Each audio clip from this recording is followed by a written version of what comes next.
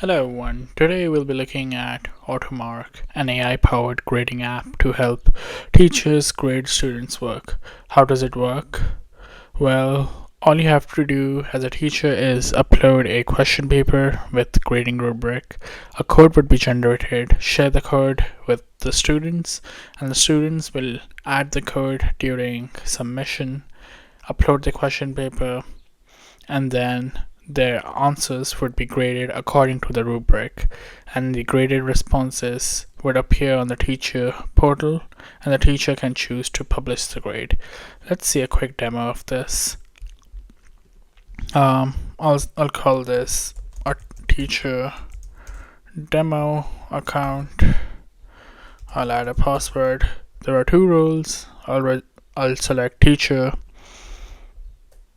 I'll save this. I'll log in. This is the teacher portal. We can add an exam title. I'll call this Calculus 101. I'll go to upload question paper, upload this, upload the rubric.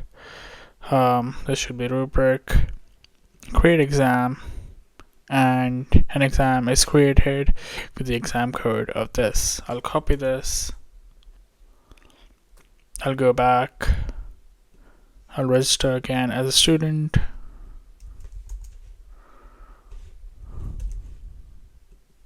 I believe there's already an account with that name, so I'll do it student account 2, student, register, save, login. This is the student portal.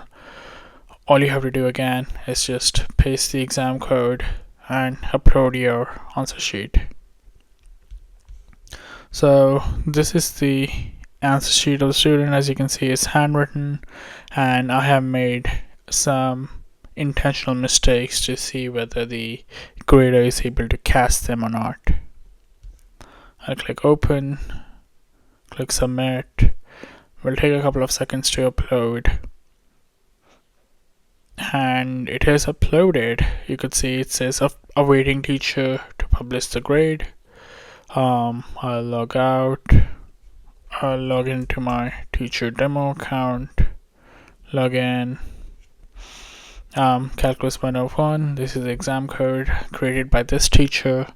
We can view the question paper.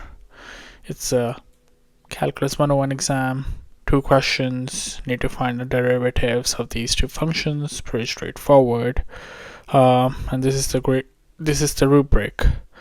As you could see, 1 point for all of these steps, and in case someone makes a mistake during one of these steps, they get partial points.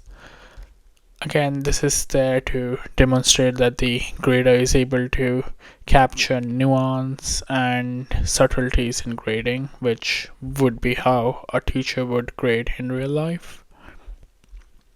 Okay, we could see the submitted responses in the view submissions tab, and this is the response.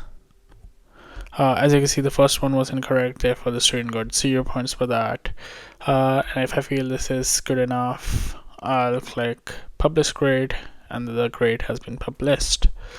To check out this, we'll go back to the student demo account 2, log in, and there you have it. The graded response is visible to me as a student. Okay, that is the demonstration of the product. Now let's dive a little into how the app actually works. So I'll break this down into 2 components, the front end and the back end. Let's talk about the front end for now. You have so front end, I'll just mention that I'm using React plus TypeScript. Okay.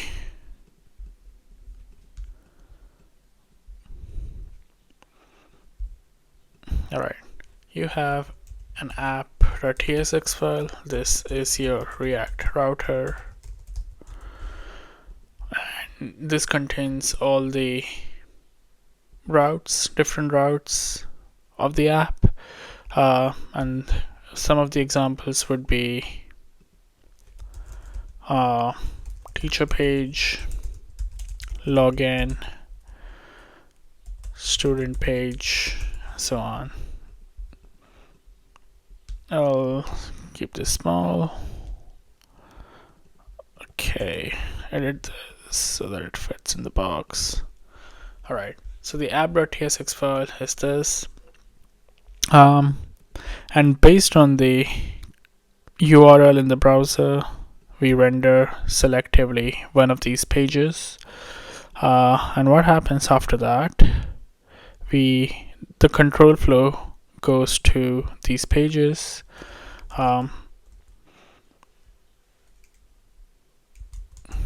Pages and make this Excel. Okay. And this is done on the basis of requested URL. Maybe change the color a little. Yeah. And it makes sense to have these pages listed here. And within these pages, we have API calls being made. For instance, the login page will call the auth API, and the way I have that structured is I have an API file. Let's call this api.ts.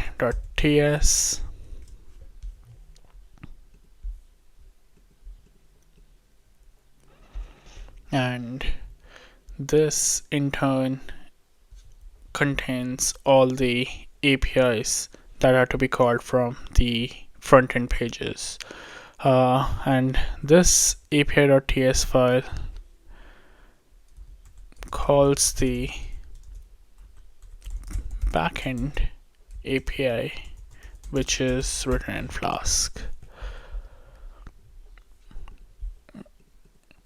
And the reason I am not directly calling the backend API from these pages is to modularize my code and have all the headers and request parameters passed at one central front-end point and let that page call the backend APIs.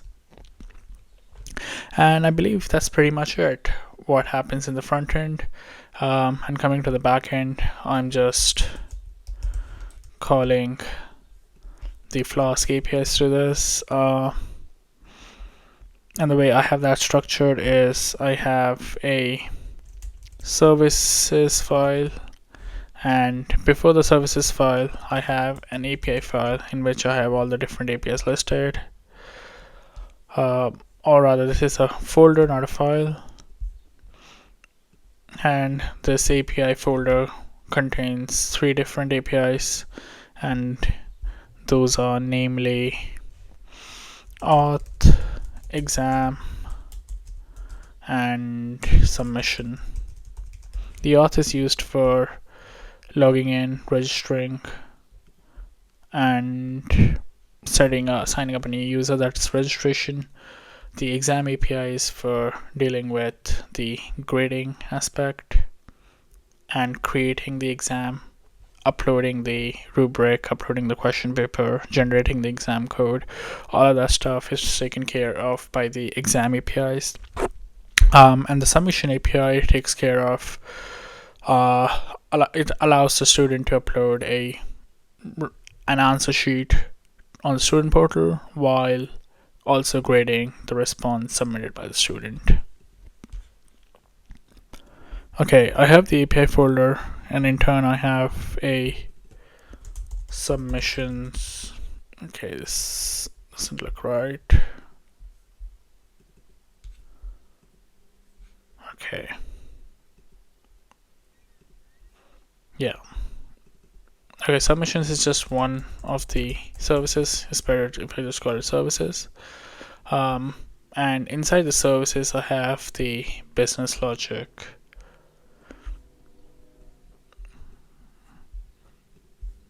Okay, this is very clumsy, but I think it should be doable now. So all the business logic is inside the services folder.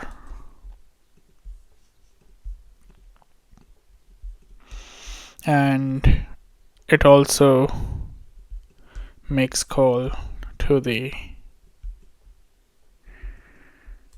database.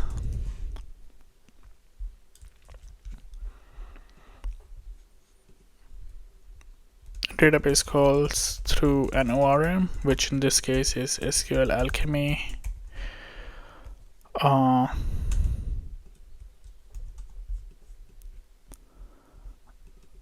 And the actual database that I'm using is PostgreSQL.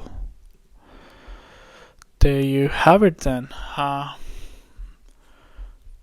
That's how my app works from a bird eye view.